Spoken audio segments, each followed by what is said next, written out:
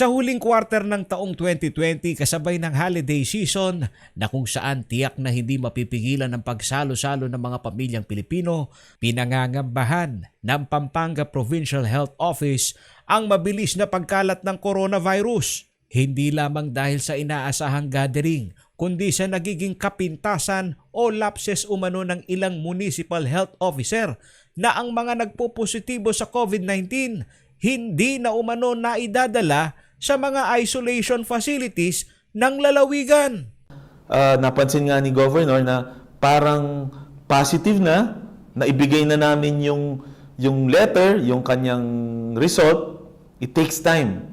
Tandaan mo, Paolo, pag sila ay umuwi pa sa bahay, kasalamuha si Lolo, si Lola, lalo na ngayong Pasko, the more yung risk natin na mag-infect sila. Kumbaga, nawawala na yung isolate. Pagbubunyag ni Dr. Rivera, bumaba ng higit 30% ang admission rate sa mga quarantine facilities ng probinsya. The past few months, mababa ang aming census, no? Although napataas na namin konti, mababa ang aming census when it comes to isolation. It does not mean wala tayong pasyente.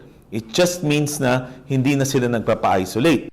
Sa estado ng probinsya ng Pampanga na malapit sa mega quarantine facility ng bansa sa New Clark City, hindi umano dapat maging opsyon ng mga lokal na pamahalaan na isailalim sa home quarantine ang mga nagpositibo sa COVID-19. Sana wag silang mag-home quarantine dahil meron tayong facility.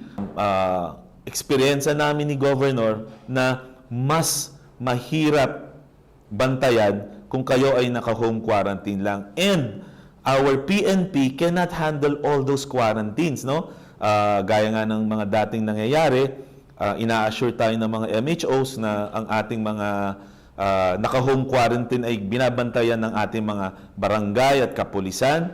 Unfortunately, hindi naman kakayanin yon, no? 24/7. As of December 17, base sa estado ng mga quarantine facilities ng Pampanga sa New Clark City, halos kalahati lamang ang okupado ng NGAC o ang National Government Administrative Center.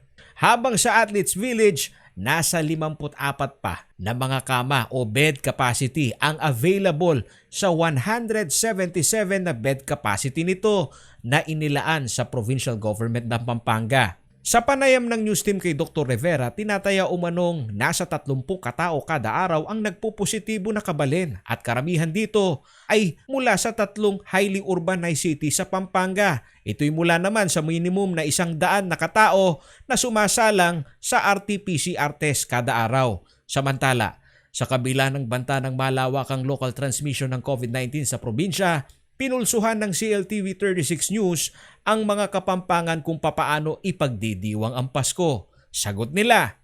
Hindi ko magagawa siguro yung mga kapatid ko, tawagin ko para pumunta sa amin, pero ngayon siguro sir wala na. Saka na lang siguro. Hindi naman natatakot sa COVID. Iwasan lang po natin yung sama-sama na marami naman. Yung distancing naman po, yung ganun lang sa atin. Paulo G. Santos, CLTV News.